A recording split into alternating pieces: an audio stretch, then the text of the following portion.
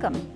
I'm your host, Nancy Burdick, and this is So Many Possibilities, a program focused on what's going on in the local fiber art scene. This episode will focus on the topic of quilting, which is one type of fiber art. For a little background, fiber artists use fabric, yarn, or other natural and synthetic fibers to weave, knit, crochet, or sew textile art. They may use a loom to weave fabric, needles to knit or crochet yarn, or a sewing machine to join pieces of fabric for quilts or other handicrafts. Quilting involves stitching together 3 layers of fabric like a sandwich to create a decorative quilt blanket, while sewing references to piecing fabric edges to create clothing, pillowcases, curtains, and more. So you see, quilters are fiber artists, but not all fiber artists are quilters. Surveys reveal that there are currently 11 million crafters in North America who describe themselves as quilters. The quilting market is expected to approach $5 billion in annual sales by 2026. You might ask, who are quilters and what do they spend so much money on? The volume of spending is spread across many different types and styles of quilting. Types such as hand piecing, also known as English paper piecing, machine paper piecing, machine piecing without paper, hand quilting, domestic machine quilting, and long arm quilting. And styles such as scrap quilting, modern quilting, improvisational quilting, and pattern quilting. Quilt making has moved into the digital age. Online retailers from around the world offer special cotton quilt fabric manufactured in Asia. International pattern publishers communicate with subscribers on blogs and electronic publications. Instructors invite quilt makers to their video tutorials using social media platforms. And quilt dealers upload digital galleries of antique quilts for sale and take electronic payment from anywhere in the world. Many quilters join Facebook quilting-themed groups and blog-based groups. They work on swaps, quilt-alongs, and challenges. This opens up the community to a worldwide audience and membership. So while it's possible to secure your inspirations, materials, and instructions from the comfort of your own home, there can also be benefits to having a face-to-face social component through membership in a local quilt guild. There are currently over 50 quilt guilds in just the state of Massachusetts alone. Guilds serve as nonprofit organizations that promote the craft and art of quilt making by passing along the tradition to members and to the wider community.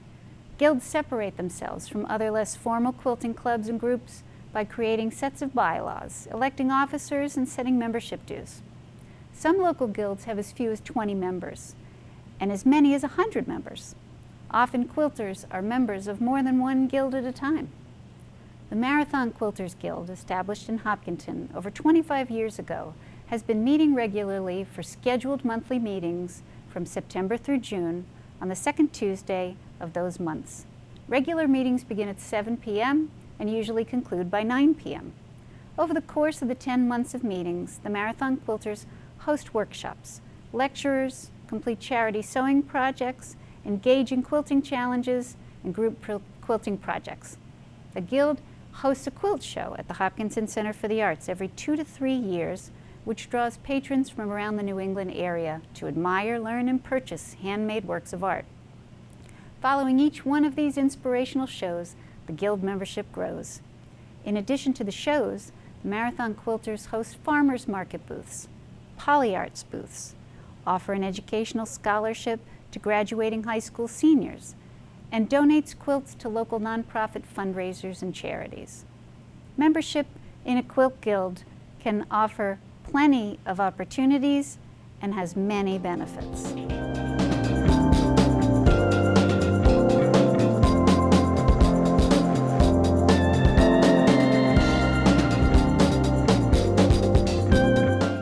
Welcome members, supporters, and friends to the 2023 Marathon Quilters Biennial Quilt Show.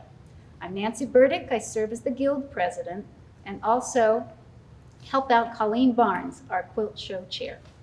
We're glad of the opportunity to assemble to preview the show and share conversations with the artists about how this show's theme, Sewing Mends Our Souls, reflects in our processes and our creations. For over 25 years, the Guild's mission has focused on educating, inspiring, and participating in community quilting projects for charities. Our quilt shows present self-selected creations for the community to view. This collection demonstrates how each artist stays true to the Guild's mission.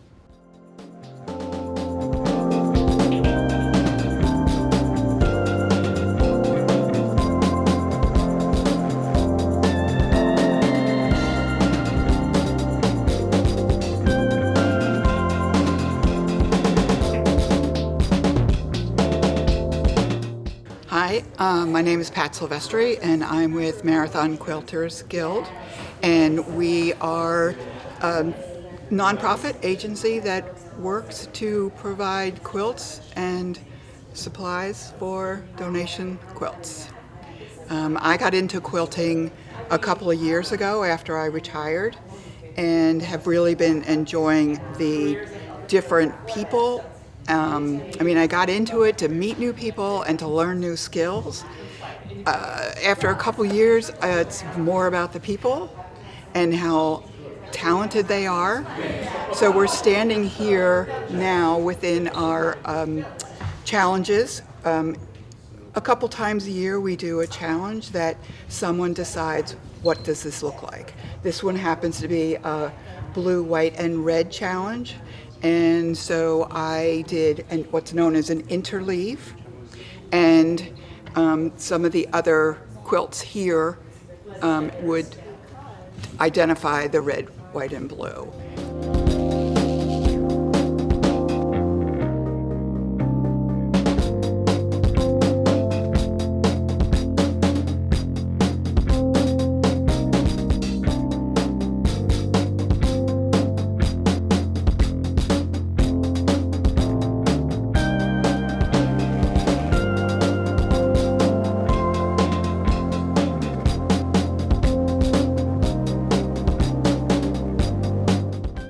A quilt guild is simply a group of people that love quilting, and you're going to see around this show there are so many different aspects of quilting. You're going to find people that make t-shirt quilts out of their kids' t-shirts, and you're going to find people that make these amazing art quilts that you see around you. So there's all different aspects of quilting, and it really depends on where that person is coming from, what they're intending to make, if it's going to be a gift or it's just an expression of their own artwork or their own passions inside of them that comes out in fabric. Oftentimes at a guild meeting, you can have a guest speaker come in and they will teach you about different techniques. Other times, you're just working together in your circle of friends, and we might have a charity event where we're all going to sew charity quilts that week. So they might go to the local hospice center or to like a neonatal center at a hospital where they go to babies. So often guilds will pick a certain charity that they work for all the time. And every guild I belong to does charity quilts, but they all have their different focus. We even make charity quilts for animals. We make bed liners for the cages that the animals go into. So when there's a hurricane or a flood and there's a lot of animals that are rescued, they all have something to call their own, something to line that crate with. So there's a lot of charity work that goes on in the guild. But another aspect of it is just that learning process and learning new techniques. So some people are more into the education. Some people are more into the charity, and other people are just here for the fun and just to have a wonderful community of people that surround you.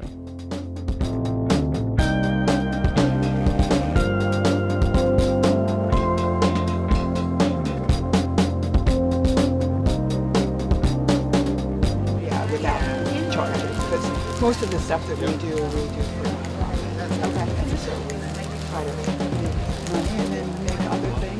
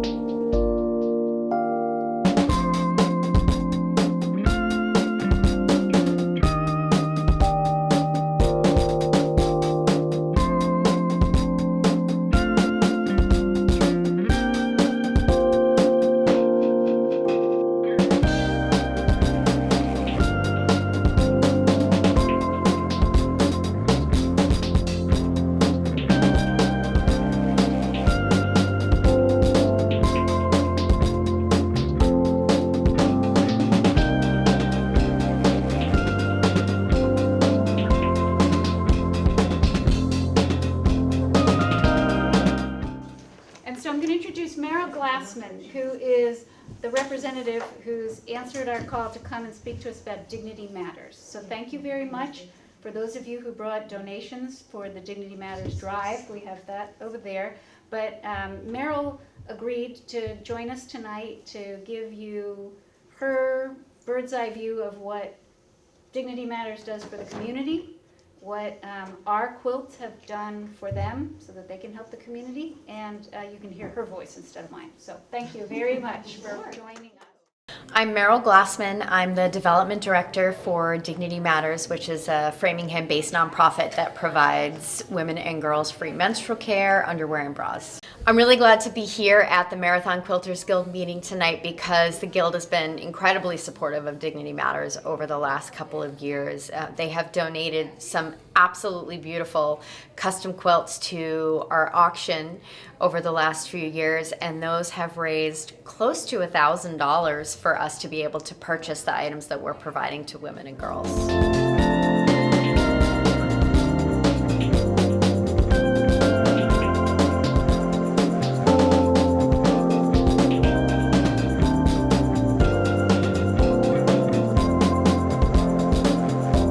Well, thanks Jean and Sarah for joining me. Today I have my teacher, my inspiration, Jean Birchman, who is a Hopkinton resident, a Hopkinton volunteer, and a fellow member of the Marathon Quilters Guild.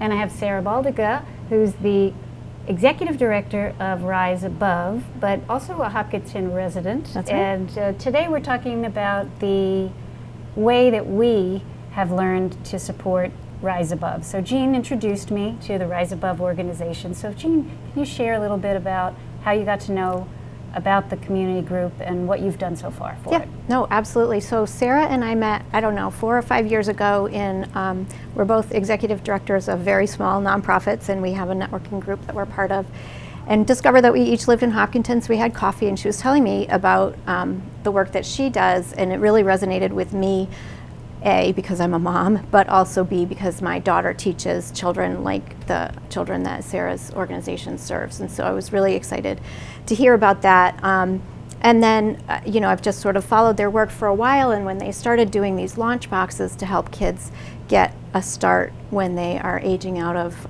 the foster care system, I emailed her and said, would they like quilts? Because that's how you and I show our love, right? And concern and care about people. So she very kindly said yes. I hope she hasn't come to regret that. But the Guild has really stepped up and donated a lot of quilts that they can include in these boxes when they give them to the kids. Okay, and so this is an opportunity beyond Marathon Quilters. It's something we can share out with the community for anybody whose heart is touched by the story that you'll share with us about how Rise Above came to be and who it serves. Sure, great. So Rise Above works with youth in the foster care system.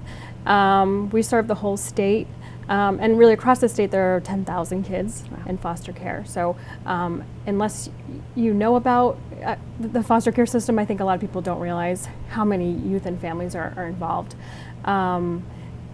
Our organization ensures that kids that are in foster care have the same opportunities that their peers do.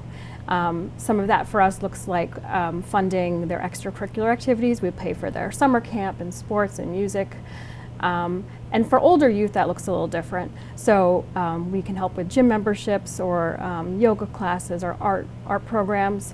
And one of our biggest projects for young adults that are about like 18 to 23 are these launch boxes, apartment setup boxes for them. So for youth that have grown up in foster care, they often are turning 18 or in their early 20s and don't often have a large support network or much of a support network at all.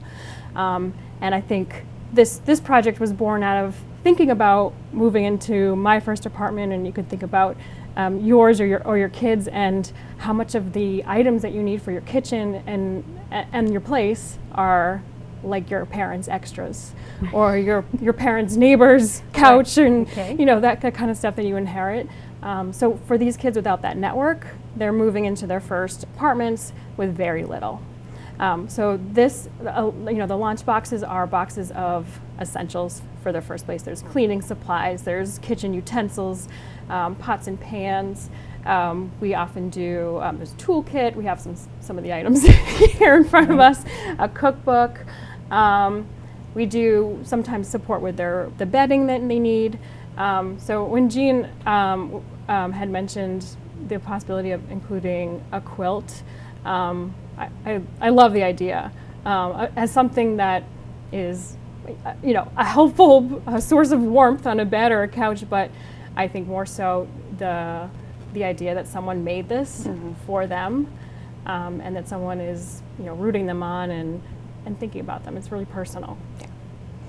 Well, I loved the idea that Jean had shared about the quilt, and then went online to the website and saw the ways that people could participate in supporting these young people as they are moving through life, and specifically the lunchbox, moving out of a nest into maybe their own nest. And when I saw the list of items that needed to be in the box, I was impressed, and then thought to myself, well, you could have a whole group. You could have a scout troop. You could have a religious ed class. You could have a regular classroom. You could have a couple of families, and you could all grab things and you could assemble it together. Or as we did in our Quilt Guild meeting, just shared the list, and members came with a few things. And not only was it lunchbox, but you also provide an opportunity for college care packages. So there was a whole list of, granola bars or tissue packets and things like that. And so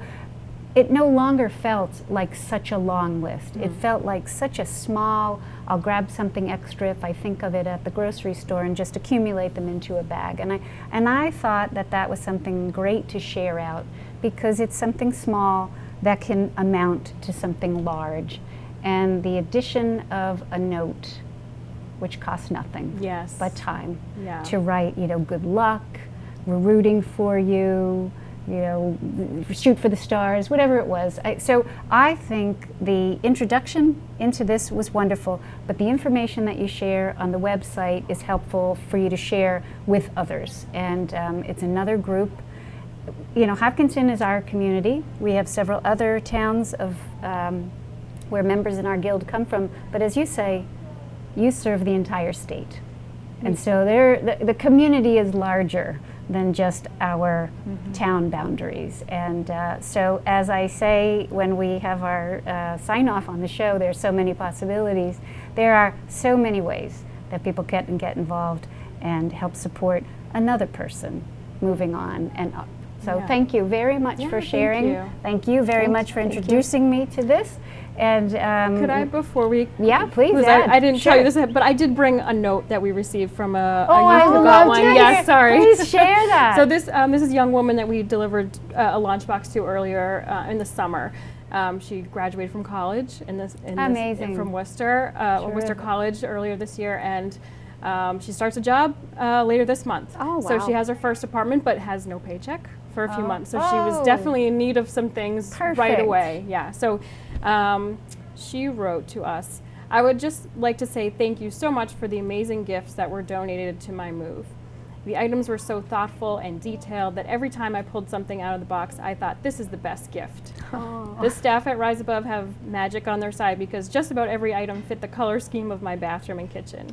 I was worried about moving and not being able to have the basics for my apartment. But thanks to Rise Above, I was able to move in and feel at home, and that's a really special gift. Being a foster youth sometimes can leave one feeling as if every home is temporary.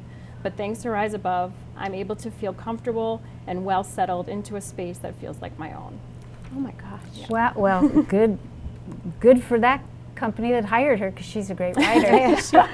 That's a great memento for you, a great acknowledgement of what you do for them, and a great call to action for anybody watching that they can do a small part to make a big difference in somebody's life. Thank you. Thanks for being here. Thanks, Jean. Thank you.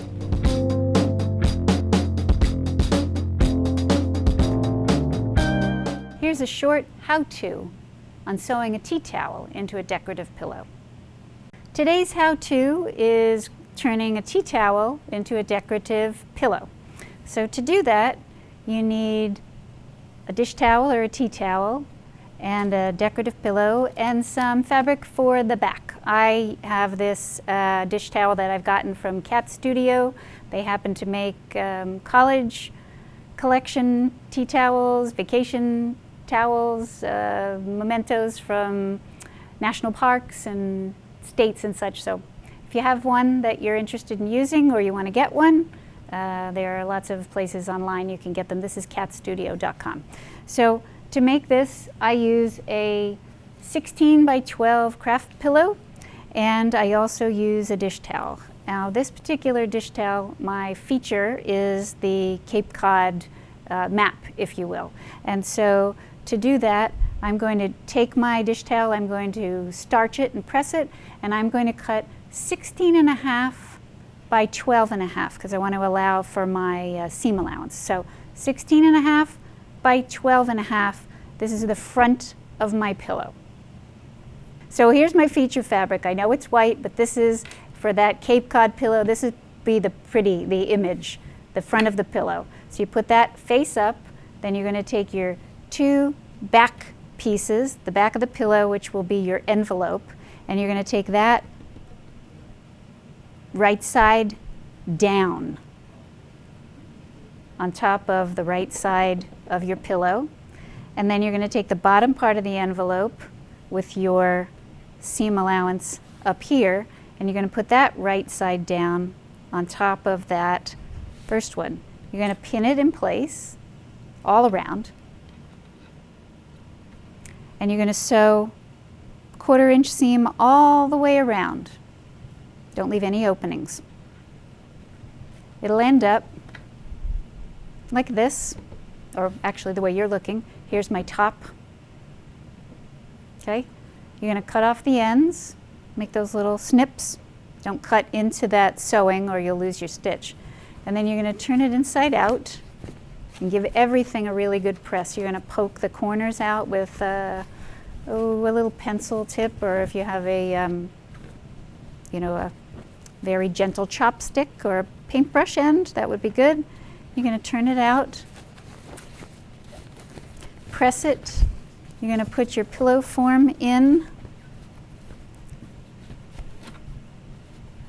right in the envelope, turn it out, and it'll look like that. And in this case, it'll look like that. And as I say, this is readily available at a gift shop or online. This is about $24. The pillow insert is about $5. It's a great gift for someone graduating high school, going off to college, somebody graduating college as a memento of their time at the college. A great gift for a roommate to give to another roommate, or just great opportunity for you to turn something that you maybe already own or something you want to see every day into a decorative item. So it's very easy to do, and I hope you'll give it a try.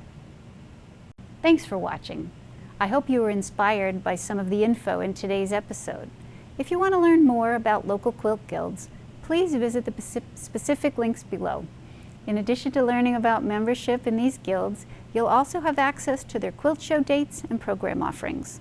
There might just be something that interests you or someone you know. There are so many possibilities.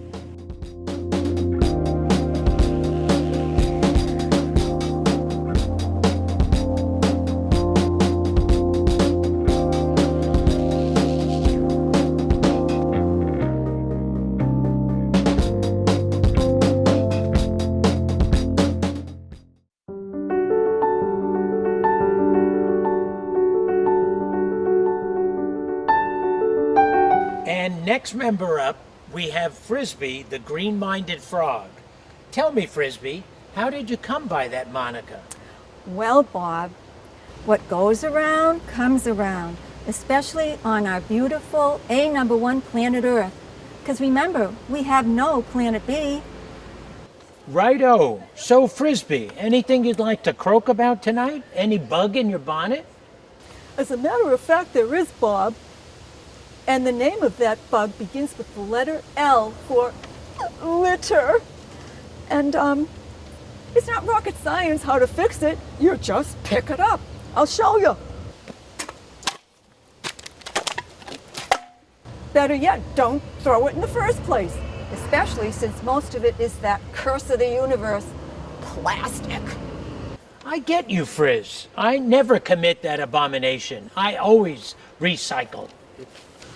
Well, Bob, I hate to burst the bubble we've been in, but it turns out it's a myth that recycling is the cure-all. In fact, 95% of it never gets recycled. So what's an upstanding citizen to do? So, just don't buy it in the first place. In fact, there are plenty of alternatives out there if you only look. In fact, I, for one, use super duper compostable bamboo dental floss. I'm telling you, it gets the flies out between my teeth really neat. And just say no to those clamshell takeout containers. They're taking over the real clamshells in the ocean. And not only that, they're mucking up my home sweet swamp. Do you have your own container? I certainly do. Just bring your own reusable green container, or red as the case may be. It holds plenty. Well, that's the echo view from the lily pad of Frisbee the green-minded frog. How about a game of Frisbee, Frisbee? You're on, Bob. Bad catch.